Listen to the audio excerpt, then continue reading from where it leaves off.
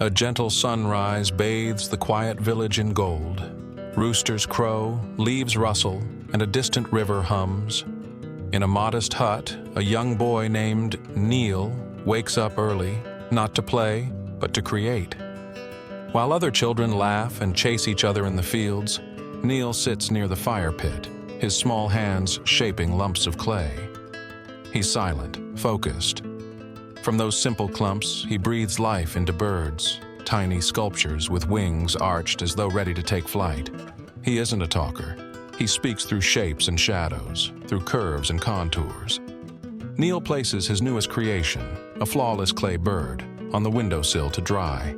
Its wings are slightly lifted, as if it's preparing for the sky. He steps back, admiring it quietly. But then, a sudden gust of wind slams through the window. Crash. The bird hits the ground and shatters. Neil's face stiffens. He doesn't cry, but he doesn't move either. His silence now feels like grief. That night, Neil skips dinner. He stares at the broken bird on the ground. In the background, his grandmother notices. She doesn't speak. She simply places a hand on his shoulder and sits beside him. Neil whispers, "I always try, and it always breaks."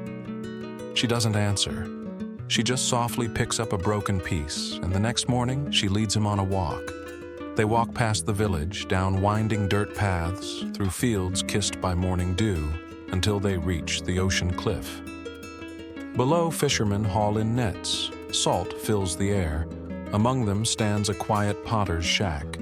Inside, an old man shapes bowls. His hands are worn. His tools are ancient.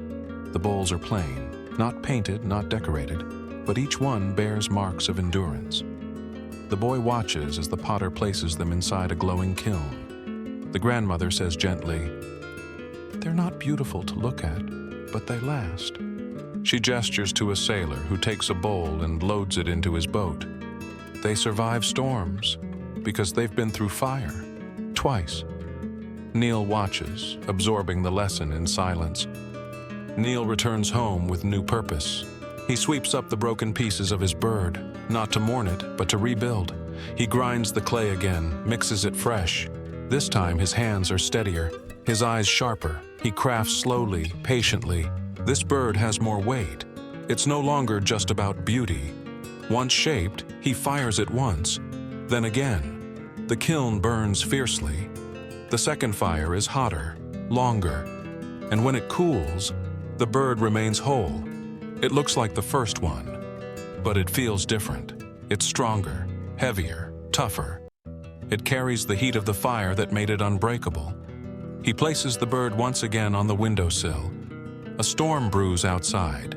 The wind howls, stronger than before. The windows rattle. But the bird, it doesn't move. It doesn't fall. It stands, wings spread wide, like it's daring the wind to try again. Neil watches it, this time with pride instead of fear. Years pass. Neil grows into a sculptor known not just for beauty, but for strength in his art. People travel from distant places to see his work, but in a quiet corner of his studio, near a small window, sits an unpainted clay bird. His first creation that endured the second fire. Whenever life gets hard, Neil looks at that bird. It reminds him of the lesson that changed everything. The clay bird didn't become strong the first time it was shaped. It wasn't the crafting that made it unbreakable. It was the fire. And not just once, but twice. In life, we all face our first fire.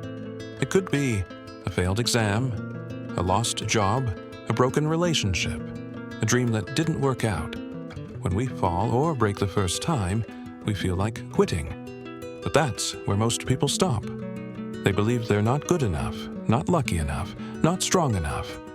But those who choose to go through the second fire, the ones who try again, rebuild, learn, and endure, they become resilient. They stop being fragile and start becoming unshakable.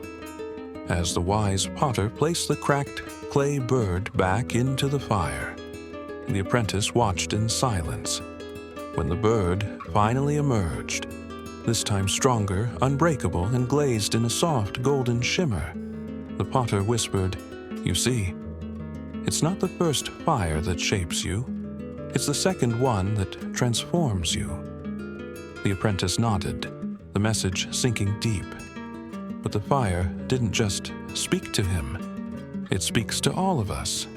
Maybe your first fire was a heartbreak. Someone left and it shattered your trust. Now you're scared to love again. But what if the second fire is giving someone new a chance, not despite your scars, but because of them? Maybe your fire was a failure. A goal you worked so hard for slipped through your fingers. An exam, a job, a dream, gone. But what if the second fire is showing up again tomorrow, wiser than yesterday? Maybe your first fire was being laughed at for your art, your dreams, your voice. You stopped, hid, gave up.